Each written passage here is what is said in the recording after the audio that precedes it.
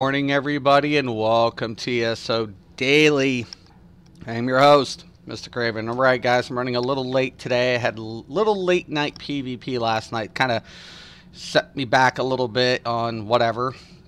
It was fun, though. So, it was kind of crazy.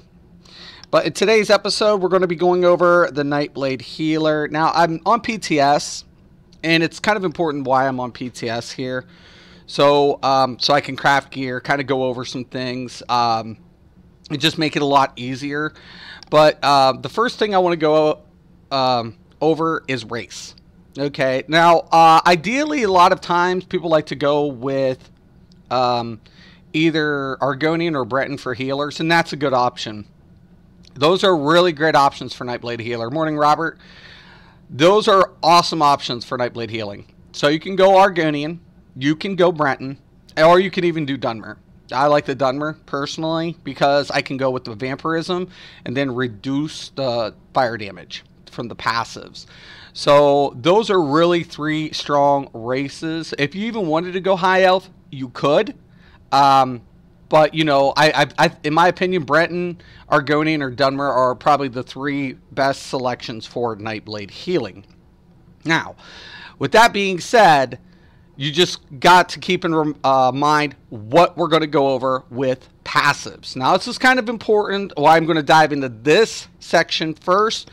Then we're going to go into the skills. Then we'll go into gear. And we'll go over how, and if I, DC, I've been having some technical issues lately. So I'll try to make it back as fast as possible. Just a heads up. Snoop, yo, Mystic, you Outcast new take build. Yo, Mystic, you Outcast new take build. Is what? Which take build? I don't know. Was it the Sork? Morning, Scott. Morning, Rock. So, is it a Sork? I've seen that one. I didn't know if he made another one. So, let's get into a couple of the skills that's detrimental and some of the passives. Let's go over passives first, and we'll go over skills and how it, complements Nightblade healing. Okay, so we're going to get into Assassin. Okay, so I'm going to increase weapon and spell damage by 10% while I'm sneaking. That doesn't do anything for the healing, so you don't have to worry about that. Executioner, when an enemy dies within 2 seconds of being damaged by one of your assassination abilities, you restore magic or stamina.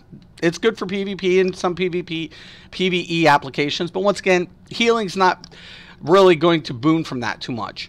Increase weapon and spell critical ratings by 438 for each assassination ability slotted. Now, this can be helpful. Oh, seen? No, I don't think I've seen. I haven't seen. I don't try to go watch people's stuff until somebody mentions something to me, like you just did. Now I'm gonna have to see it.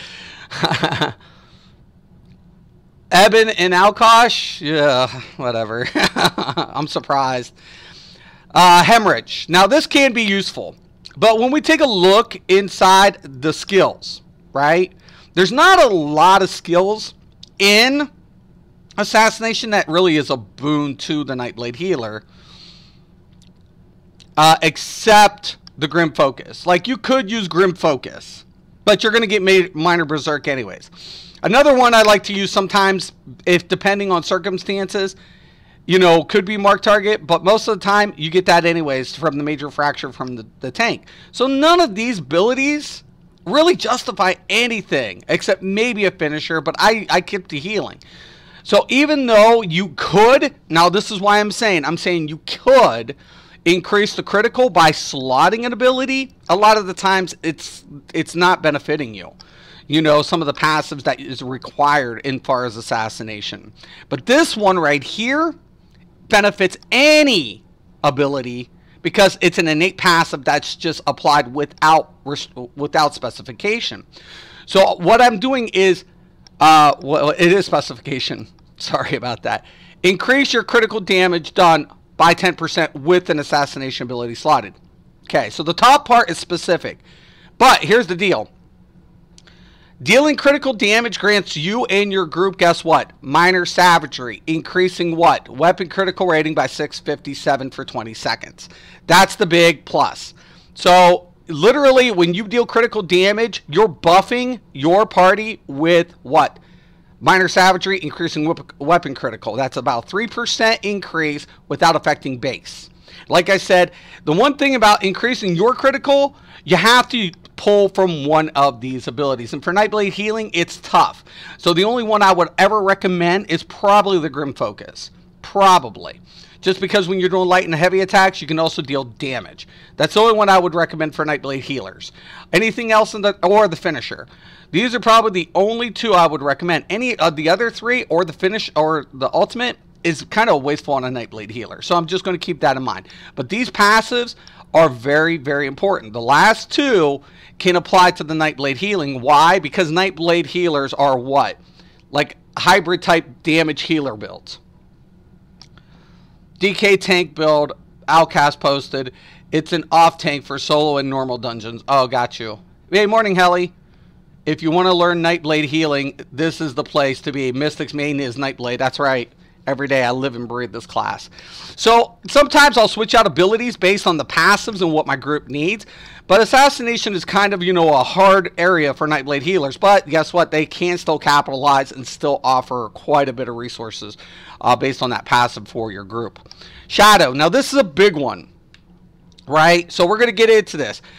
Don't have any specifications. Don't need anything slotted. I'm going to increase health, stamina, and magical recovery by 15% just for having the passives unlocked. Boom. Excellent. Shadow Barrier. Big, big one. Casting a shadow ability grants me what? The major resolve and the major ward for 6 seconds, increasing my physical and spell resistance, right? That's increased for every heavy armor equipped. So usually I have one. If I need a little bit more survivability, I can give up that 6% to do what? Gain a little extra into my time duration during my what? Refreshing path. So I'm going to go ahead and later on I'm going to take, guess what? Refreshing Path.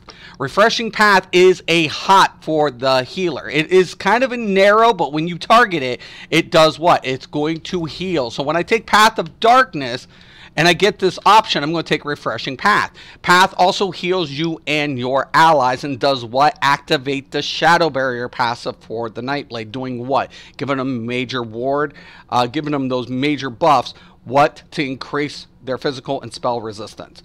So I can go ahead, create the corridor. It's going to deal damage. That's the kind of the boon for the Nightblade. And while I'm on the path for 2 seconds and after leaving it, it's also going to heal for 924 for every second. And I still get the major expedition. So for every second without the champion points, now we can scale this higher, it's going to offer what? A hot for anybody within its path. That's what the Nightblade Healer really boons from. It's a 2-for-1 application. That's a bug. Oh, they gave it. There we go. So you could benefit from the Shadow Barrier. Dark Vigor. Once again, this is really nice because while we have it slotted, it's also going to do what? It's going to increase our health. Once again, that contributes to what? Survivability. Okay, we also have Dark Veil. This is going to do what? Increase the duration of our refreshing path by an additional 15%. So once again, we lay it down. We see the dark tunnel. It's applied. When the dark tunnel leaves, guess what? We reapply it. Let's make a Nightblade Bomber with heals. That be about as non-meta as I can think of at the moment. I know it's changing so much. Everybody's on it. Okay, Siphoning. This is where you're going to pull most of everything for Nightblade Healer is Siphoning. Think of the Nightblade Healer, and I like it been the old school, the beta testers, as they were calling it, the Blood Mage, right? It has to go ahead and deal and receive. It's going to leech from its target. With that being said, the main heal is always going to be funnel health, but we'll get into that. Let's get into the passives. After drinking a potion, I gain 20% ultimate. So between my potion, my rotation, I'm drinking potions. What's that going to do? It's going to increase ultimate a lot faster. That's going to do what? Increase Warhorn uptime. Really, really nice for Nightblade Healers with this passive. Also, keep in mind, if you're Argonian, you're going to get that nice boon to that.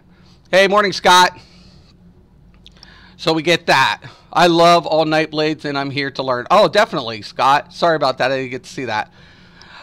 So, yeah, after drinking a potion, if you're Argonian, you also get that nice passive.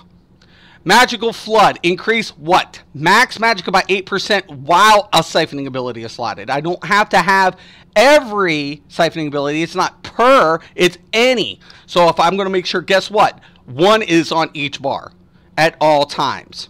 Hey, Young, welcome to the stream. David, welcome to the stream. So I want to make sure I have at least one siphoning ability on each bar. Why? Because I'm going to get that 8% boost. Soul Siphoner. This is big. One time, people thought literally, Soul Siphoner's junk. Not for the Nightblade Healer, it's not. Because for each siphoning ability slotted, it's going to increase my healing by 3%. So basically, on one bar, I try to put 1 or 2 abilities. And then on the other bar, guess what I do? I stack 3. So all of a sudden, I'm getting what? 9%. That's even more than what? Minor Mending. Minor Mending is going to give me 8%. But when I do this, I'm getting 9%. And then that also increases based on what? The sap essence based on multiplication. So this is a big, big boon for Nightblade Healer. It's Soul Siphoner. Okay, Transfer. Casting a siphoning ability, guess what? Generates 2 more ultimate. This effect can occur every 4 seconds. So drink a potion, 20 ultimate. Cast a siphon ability, 2 additional ultimate. All of a sudden, the Nightblade Healer is doing what? Generating ultimate faster. Very, very resourceful. I can't stress it. So let's get into the skills on Shadow. So I already covered the assassination skills, do's and don'ts.